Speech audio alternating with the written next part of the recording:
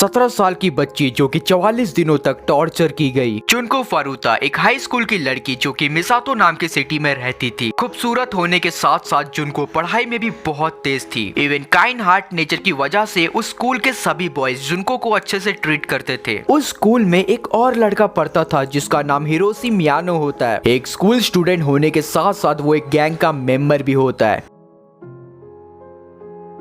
Yakuza एक ऐसा gang जो कि मर्डर और रेप के लिए जाना जाता था। याकुजा गैंग में 100 से भी ज्यादा मेंबर्स थे। एक दिन हिरोशी जुनको को प्रपोज करता है। याकुजा गैंग में होने की वजह से उसको लगता है कि जुनको उसको मना नहीं करेगी, लेकिन जुनको उसके मुंह पर उसके प्रपोजल को रिजेक्ट कर देती है। एंड हिरोशी ये रिजेक्शन झेल नहीं पाया। उसको लगा याकुजा गैंग में होने के बावजूद ये मुझे रिजेक्ट कैसे कर सकती है, इसलिए अपनी इंसल्ट का बदला लेने के लिए वो जुनको से रिवेंज लेने का सोचता है।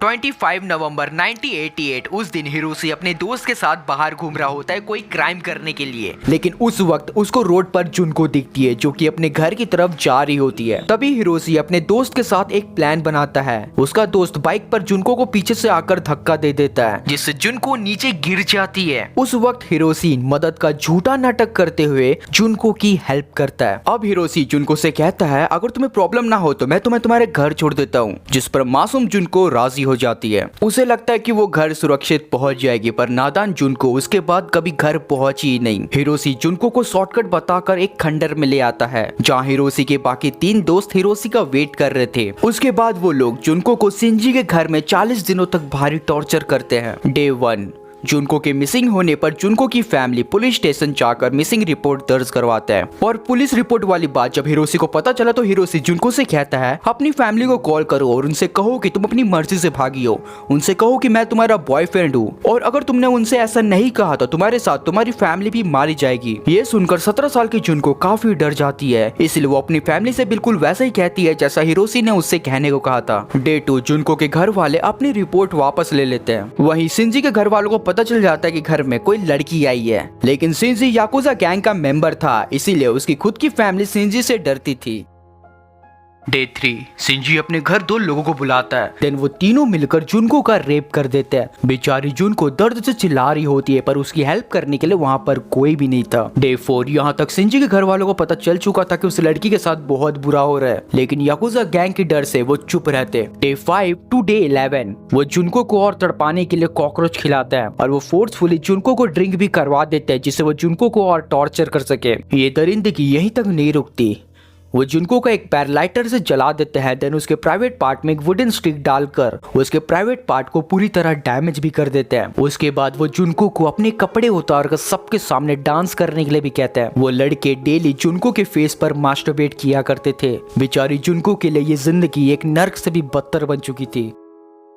डे 12 टू 30 आज के दिन जुनको को एक बैम्बू स्टिक से मारा गया। उस मासूम सी लड़की के प्राइवेट पार्ट में वो लड़के पटाखे डालकर जला दिया करते थे जिससे जुनको दर्द से कांप जाती थी। ये लड़कों की दरिंदगी यहीं तक नहीं रुकती, जुनको के नाखून उखाड़ लिए गए और जब मन चाहे उसको गोल्फ रॉड से पीटा जाता था। डे 31 जुनको के प्राइवेट पार्ट के अंदर उन्होंने एक रॉड घुसा दी जिसके बाद उसके प्राइवेट पार्ट में ब्लीडिंग होना शुरू हो गया। उसके बाद वो लोग जुनको को कपड़े उतारकर बाहर ठंड में सोने के लिए कहते हैं। ठंड काफी ज्यादा थी इसलिए सुबह तक जुनको बीमार हो जाती है। डे 32 टू 35 रात का समय था, वो लोग सो रहे थे तभी जुनको वहाँ से भागने की कोशिश करती है, लेकिन जुनको चलने की हालत में बिल्कुल भी नहीं होती, इसलिए वो वहीं से पुलिस को कांटेक्ट करने का ट्राई करती है। लेकिन जुनको को मियानो देख लेता है। वो जुनको को ऐसे मारता है जैसे कि वो कोई पंचिंग बैग हो। यहाँ तक जुनको बहुत ही ज्यादा डैमेज हो चुकी होती है, उसकी नाक भी टूट जाती है जिससे वो मुंह से सांस लेने लगती है। उसके बाद वो लोग शराब की बोतल को जुनको के प्राइवेट पार्ट में घुसाकर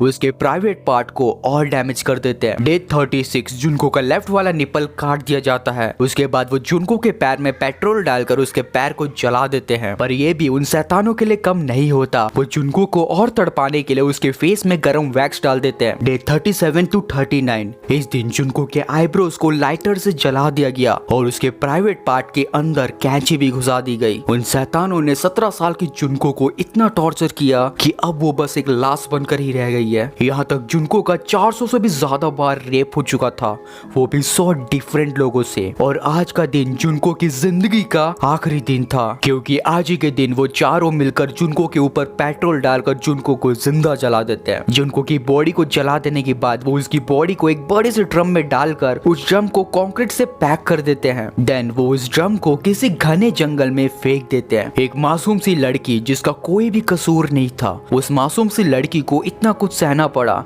आखिर क्यों? कुछ दिनों बाद ओगरा और उसके साथी को पुलिस पकड़ लेती है, जिस पर ओगरा अपना सारा जुर्म कबूल कर लेता है। पुलिस जुनको की डेड बॉडी को उस घने जंगल से रेस्क्यू करती है एंड फिंगरप्रिंट जांच करने के बाद पुलिस को कंफर्म हो जाता है कि वो जुनको ही है। जुनको की 44 दिनों तक टॉर्चर सुनकर जुनको की माँ बेहोश हो जाती है एंड कई दिनों तक वो मेंटली ट्रॉमा से गुजरी। लेकिन केस यहीं पर खत्म नहीं होता। जापानीज कोर्ट मियानो को 20 साल की सजा सुनाती है और बाकी 3 लोगों को कोर्ट 8-8 साल की सजा सुनाती है। जापानीज कोर्ट इन चारों को माइनर कैटेगरी में डालकर सजा सुनाती है, इसलिए ये चारों इतने घिनौने काम को अंजाम देने के बावजूद बच जाते हैं। ट्रस्ट में अगर उस जज की जगह पर मैं होता तो मैं उन्हें वहीं पर फांसी दे देता, लेकिन इन जल्लादों के लिए फांसी की सजा भी एक छोटी सी सजा साबित होती। कमेंट बॉक्स में अब तुम बताओ कि अगर तुम जज की जगह होते तो इन चारों को तुम क्या सजा देते। एंड जाते जाते चैनल को सब्सक्राइब भी कर दे जाना।